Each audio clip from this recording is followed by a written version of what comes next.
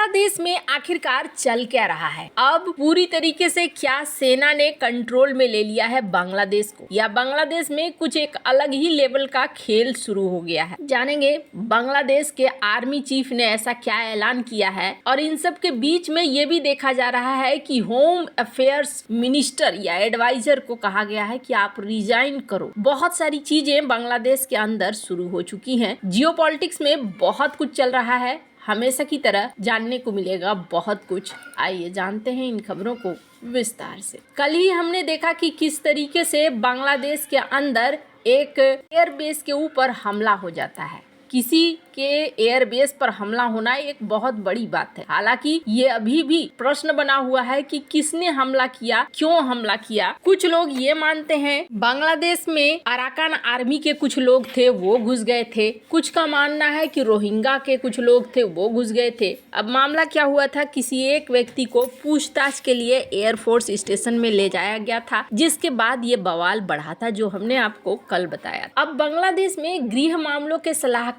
जहांगीर आलम चौधरी पर इस्तीफे का दबाव बढ़ रहा है। ये स्थिति देश में कानून और व्यवस्था की बिगड़ती स्थिति और विशेष रूप से महिलाओं के प्रति बढ़ते अपराधों के कारण हुई है। चौधरी, जो अंतरिम सरकार में गृह मामलों के सलाहकार हैं, इन समस्याओं को कम करके आंका और दावा किया कि केवल छोटी घटनाएं हुई है और सुरक्षा स्थिति संतोषजनक है। हालांकि छात्र संगठनों और जनता के बड़े वर्ग ने उनकी टिप्पणी की कड़ी आलोचना की है, उनके इस्तीफे की मांग की है। ढाका में छात्र संगठनों ने बांग्लादेश सचिवालय की ओर से एक विशाल विरोध मार्च निकाला, जिसमें चौधरी से सार्वजनिक सुरक्षा सुनिश्चित करने में विफलता और महिलाओं के प्रति बढ़ती घटनाओं के मामले में इस्तीफा देने की मांग की गई है। प्रदर्शनकारियों का कहना है कि गृह सलाहकार हमारी सुरक्षा सुनिश्चित नहीं कर सकते, उनके नेतृत्व से पुलिस चुप है, महिलाएं अब असुरक्षित है और हम मांग करते हैं कि गृह सलाहकार राष्ट्र से माफी मांगे, अपनी कुर्सी छोड़ दे। प्रदर्शनकारियों ने मंगलवार तक इस्तीफे की समय सीमा दी। ऐसा न होने पर आंदोलन को और तेज करने की चेतावनी दी। प्रदर्शन के दौरान ढाका पुलिस और छात्रों के बीच झड़प भी हुई, जिसमें पुलिस पर महिला प्रदर्शनकारियों के साथ दुर्व्यवहार का आरोप भी लगा। एक प्रदर्शनकारी का कहना है कि इस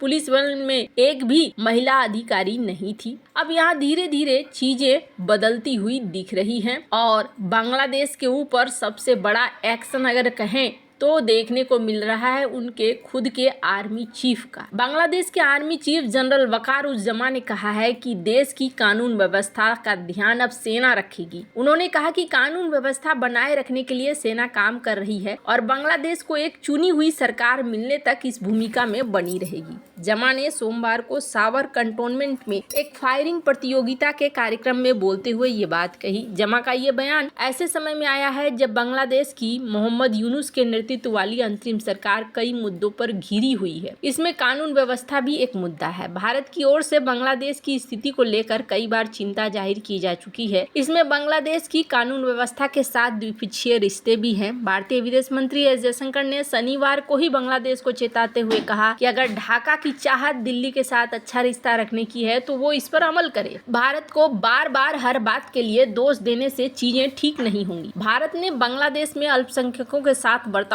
पर भी ढाका को कई दफा चेताया है। ढाका ट्रिब्यून की रिपोर्ट के मुताबिक सेना प्रमुख जमा ने जोर देकर कहा कि फौज का ये फर्ज बनता है कि वो शांति और व्यवस्था बनाए रखें। उन्होंने कहा कि हमने शुरू में सोचा था कि ये काम जल्दी पूरा हो जाएगा और हम कंटोनमेंट में लौट जाएंगे, लेकिन चीजें समय ले रही है। हम लंबे समय से काम कर रहे हैं। इस समय हमें धैर्य रखना चाहिए, अपने पेशेवर जिम्मेदारियों को पूरी लगन और अनुशासन के साथ निभाना चाहिए। सेना की ओर से बल प्रयोग पर जमा ने कहा कि सुरक्षा बलों को ताकत के इस्तेमाल से बचना चाहिए। बल प्रयोग तभी किया जाए जब बहुत जरूरी हो। उन्होंने कहा कि फिलहाल चीजें ठीक होती हुई दिख रही है। हालांकि जब तक देश को सरकार नहीं मिलती है, सेना अपना काम करती रहेगी। बांग्लादेश में बीते साल शेख हसीना के तख्ता पलट के समय से ही सेना अहम भूमिका में है। ऐसे में जमा के बयान को यूनुस के पर कतरने की कोशिश की तरह भी देखा जा रहा है। बांग्लादेश के सेना प्रमुख ने बीते कुछ समय में लगातार देश की राजनीति पर बात की है। हाल ही में प्रथम आलो को दिए गए इंटरव्यू में उन्होंने कहा कि हम एक शांतिपूर्ण वातावरण चाहते हैं। बांग्लादेश की अर्थव्यवस्था और सामाजिक विकास के लिए शांति स्थिरता महत्वपूर्ण है। साथ ही उन्होंने देश में एक पूर्ण सरकार होने पर भी जोर दिया है। अब ये कुवैत के लिए निकल गए हैं 3 दिनों की यात्रा के लिए।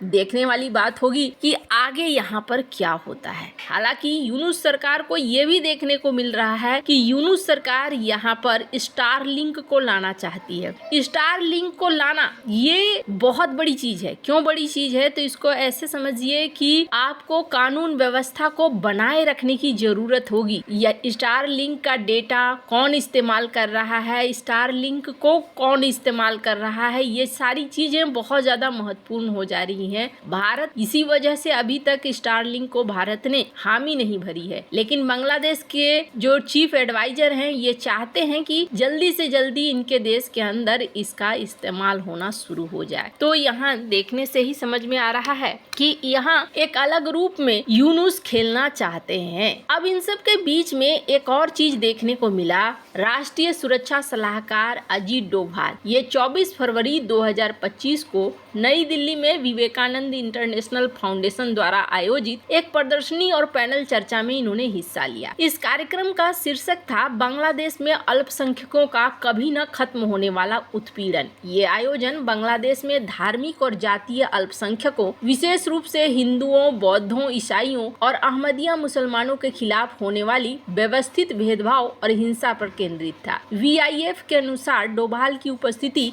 बांग्लादेश में अल्पसंख्यकों की स्थिति पर भारत की गहरी चिंता को दिखलाता है। प्रदर्शनी में बांग्लादेश में अल्पसंख्यकों पर हुए मानवाधिकार उल्लंघन, जबरन विस्थापन, धार्मिक स्थलों पर हमलों के दृश्य साक्ष्य दिखलाए गए। ये प्रदर्शनी फाउंडेशन अगेंस्ट कंटिन्यूटिंग टेररिज्म फैक्ट के द्वारा तैयार किया गया, जिसका उद्देश्य जागरूकता बढ़ाना है और इस संकट पर चर्चा को प्रोत्साहित करना है। पैनल चर्चा में वक्ताओं ने बांग्लादेश में अल्पसंख्यकों के ऐतिहासिक और वर्तमान उत्पीड़न पर गहन विश्लेषण प्रस्तुत किया। इसमें शामिल प्रमुख वक्ता थे सतीश चंद्रा, वीना सिकरी, फ्रांसवा गॉटियर और अनिर्बान गांगुली। बांग्लादेश में अल्पसंख्यकों का उत्पीड़न और इस पर भारत की प्रतिक्रिया का लंबा इतिहास रहा है। यहाँ अगर बात करें 1971 तो वो भी एक समय था। इसके अलावा 1992 में बाबरी मस्जिद विध्वंस के बाद भी यहाँ पर हिंसा भड़की थी, जिसको भारत ने राजनयिक स्तर पर जिस मामले को उठाया था। 2001 के चुनाव के बाद भी हिंदुओं पर हमले होने शुरू हुए थे। 2013 में जमाते इस्लामी के खिलाफ प्रदर्शन और हिंसा शुरू हो गया था। अजीत डोभाल की प्रदर्शनी में भागीदारी सिर्फ एक औपचारिक यात्रा नहीं है, बल्कि ये भारत की ओर से एक स्पष्ट संदेश है कि वह बांग्लादेश में अल्पसंख्यकों की स्थिति पर नजर रखे हुए है। ऐतिहासिक रूप से भारत ने हमेशा इस क्षेत्र में मानवाधिकार और स्थिरता को बढ़ावा देने की कोशिश की है। अब जहां एक तरफ ये सारी चीजें देखने को मिल रही है, वहीं ये भी सवाल उठ रहा है कि US एड जो मिला